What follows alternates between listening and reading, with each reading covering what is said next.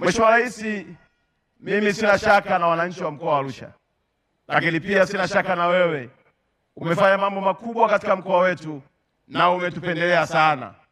Lakini kabla ya kusema mambo mawili makubwa ya mwisho, niwashukuru sana viongozi wa dini, na ningeomba kwa ridhaa yako tena wasimame ili upate kuwaona maaskofu pamoja na mashehe wa mkoa wa Arusha kwa namna ambavyo wanatuongoza na kutuweka katika misingi ya imani ili tuendelee kumkumbuka Mungu katika kila kazi tunayoifanya na kutoa haki kwa Watanzania wote bila kujali chama, kabila, dini wala kipato alichokuwa nacho. Mheshimiwa Rais, shukrani zangu pia ziende kwa waziri wetu mama yetu Daktari Gwajima kwa kazi kubwa aliyoifanya na namna ambavyo tumeweza kushirikiana naye, hatimaye tumefika kwenye zoezi la leo la kuhitimisha ama kufika kwenye kilele.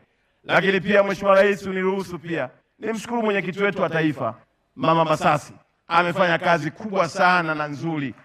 Ilikuwa kila mara tukimhitaji katika ofisi yetu wa mkoa anafika, na siku zingine kwa anakuja hata usiku tu, anakuja na ndege anaondoka siku hiyo, anakuja kuuliza tumekwama wapi, mna changamoto gani. Ni mama wa mfano, na hakika tunaona umuhimu wa kuwashirikisha private sector. Mheshimiwa Rais, pia uniruhusu nimshukuru Kusaga, yeye binafsi niliomba Clouds tufanye nao kazi na akakubali, na si tu Clouds, akaleta na redio ya Malikia, redio ya kwanza ya wanawake, na hapa tulipo mke wake yupo, ambaye kwa kweli ni mke wangu wa pili. Sema tu kakaangu kanizidi hela, ndio maana kaninyang'anya mke. Shemeji yangu yuko wapi? Naomba usimame tu atambue uwepo wako.